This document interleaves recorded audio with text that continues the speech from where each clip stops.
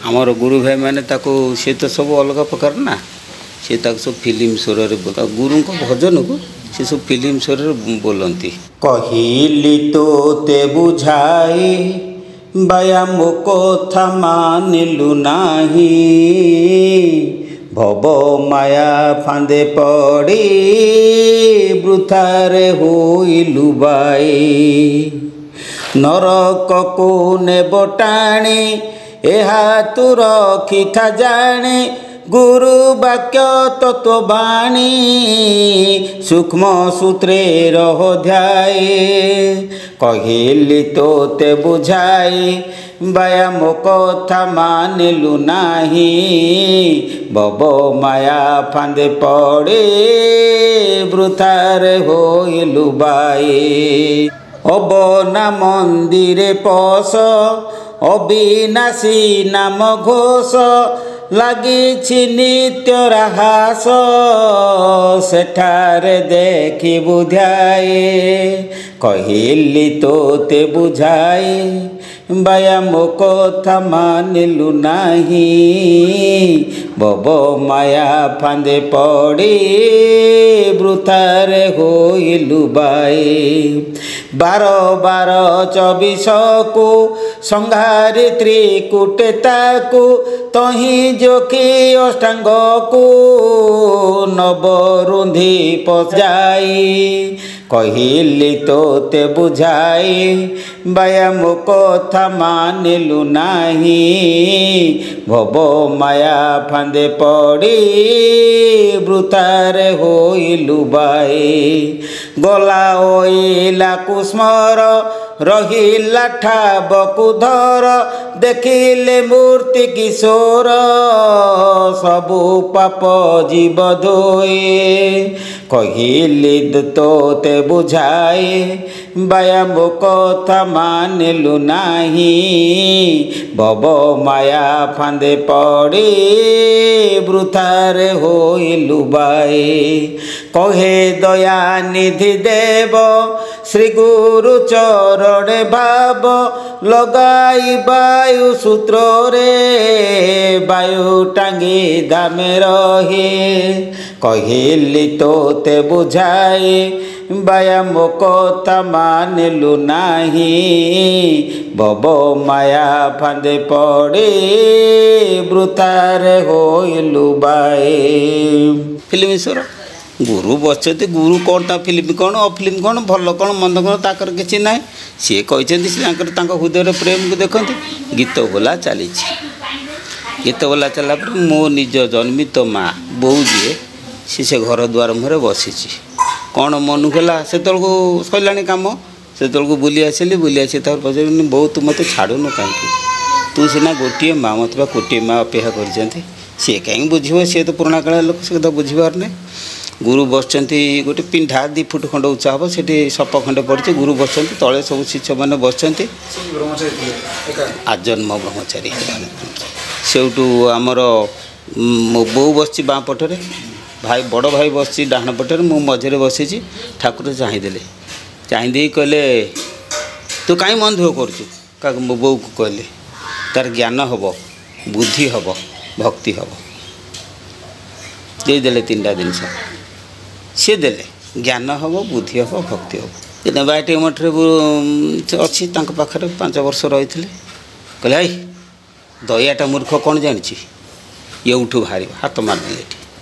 ये बाहर जा मजाका हो सद ज्ञानता हृदय उदय मारे एठू बाहर जा कौन बुझीपार ना गोटे जगार यज्ञ होता से यज्ञ गोटे डायरी मु लिखिकी रखी डायरी सब भजन फजन सब लिखे से 500 शरीमार्थ भजन लिखि सारे से डायरी की यज्ञ चली से आसिले आसार से थाक धीरे अच्छे थाकटा को कले मारदे से डायरीटा बाटा मारदे बाट धरते खोली आनली खोली सारिकी देखले से लिखाई कौन कही मन बारे मो बल कर केवल दया निधि पाद सुमर कमल चरण रे थिले धियान कदापि न होइब भव बंधन खरसोष्टारे हंस पृष्ठ रे बस खून होइब तोर खर निश्वास ଖିଆଲ ରଖ ଦୟା ବାଣୀ ସତ୍ୱର ଖସି ପଡ଼ିବ କ୍ଷଣେ ମାୟା ସଂସାର ଇତ୍ୟାଦି ଇତ୍ୟାଦି ସବୁ ଲେଖା ହେଇଛି।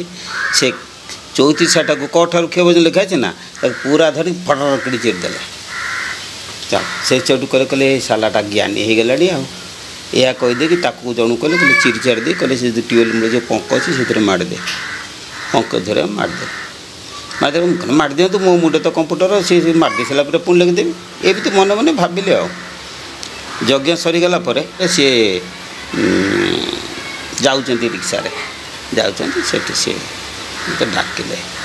ଡାକିକି ମାନେ ଡାକିଲେ, ଦୌଡ଼ିକି ଗଲୁ, ରିକ୍ସାରେ ଯାଉଁ ଚାଲିକି ଯାଉଛୁ।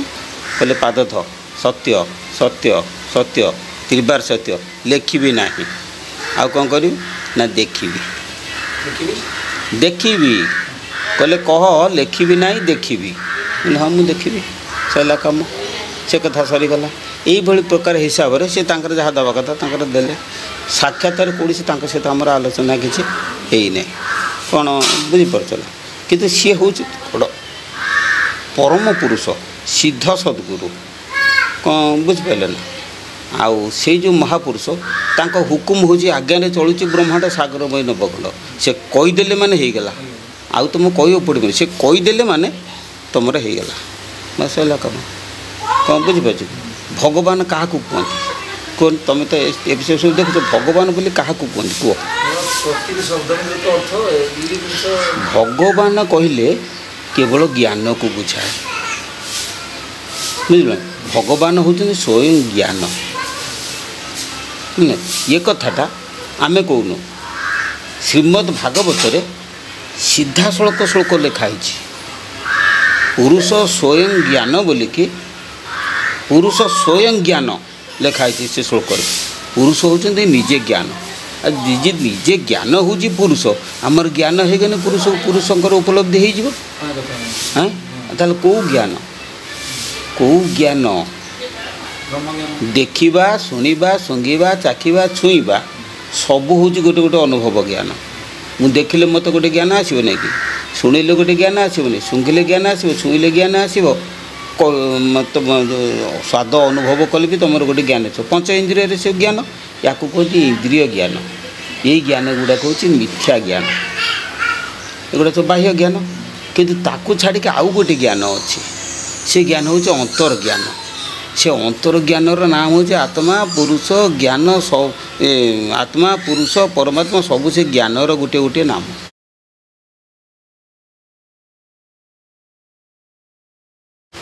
ତେଣୁ ଭଗବାନ କହିଲେ କେବଳ ଜ୍ଞାନକୁ ବୁଝାଏ।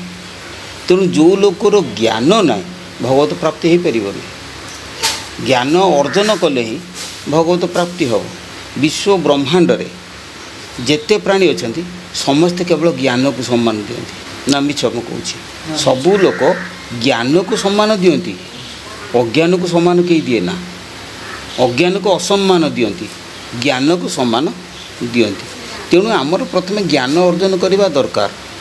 ସେ କୁଣ୍ଡଳିନୀ ଜାଗ୍ରତ କରିମି, ଚକ୍ର ଭେଦ କରିମି, ଅମକ କରିମି, ଧମକ କରିମି, ତୁମେ ଯେତେ ଯାହା କର, ଜ୍ଞାନ ଯଦି ନ ହେଇଛି ତୁମର କ'ଣ ହେବ? ଭକ୍ତି ଯଦି ତୁମେ ଉତ୍ପନ୍ନ କରିବ, ଜ୍ଞାନ ନ ହୋଇଛି ସେ ଭକ୍ତି ଚିରସ୍ଥାୟୀ ହେବନି। ତେଣୁ ପ୍ରଥମ କେଉଁ ଜିନିଷ ଦରକାର? ଜ୍ଞାନ। ତାହେଲେ ଆସ ଆମେ ଜ୍ଞାନ ସାଧନା କରିବା। ଜ୍ଞାନର ଘର କେଉଁଠି? ଆପଣ ଯେଟା ଲେଖିକି ଦେଲେ ସେ ଗୋଟେ ୱେବସାଇଟ୍ର, ସେ କହୁଛି ଯେ ଆସ ରାମ ଖାଇବ, ତାପରେ ରାମ ଆସି ଖାଇଲେ, ସେ ଜ୍ଞାନର ନା। ଶୁଣ, ସେଗୁଡ଼ା ସବୁ ଅନ୍ଧାନୁସରଣ। ଆମର ଯେତେ ଶାସ୍ତ୍ରୀୟ ଜ୍ଞାନ ସବୁ ଅଛି, ଯେତେ ପଣ୍ଡିତ ସବୁ ପ୍ରବଚନ ଦେଉଛନ୍ତି, ସେସବୁ ଅନ୍ଧବାକ୍ୟ, ସେ ସତ୍ୟ ବାକ୍ୟ ନୁହେଁ। କାହିଁକିନା ଶ୍ରୀମଦ୍ ଭାଗବତ ଲେଖା ହେଇଛି, କଳିଯୁଗରେ ଅଧର୍ମୀ ଉଚ୍ଚ ସ୍ଥାନେ ବସି ଧର୍ମ ବୋଲିବେ ଉପଦେଶୀ। ନିଜେ ଅଧର୍ମ କରୁଥିବେ କିନ୍ତୁ ଧର୍ମ କଥା ପାଟିରୁ କହୁଥିବେ। ପିତାମାତା ସାକ୍ଷାତ ଈଶ୍ୱର, ତାଙ୍କର ସେବା ହିଁ ଈଶ୍ୱର ସେବା।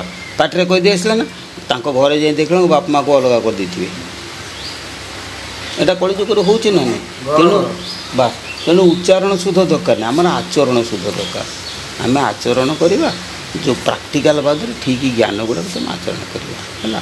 ପ୍ରଥମେ ଆଗେ ତୁମେ ଭାଗବତକୁ ବୁଝ, ଡାକିଲାଣି ଖାଇବାକୁ। ପଢ଼ ଚାଲ।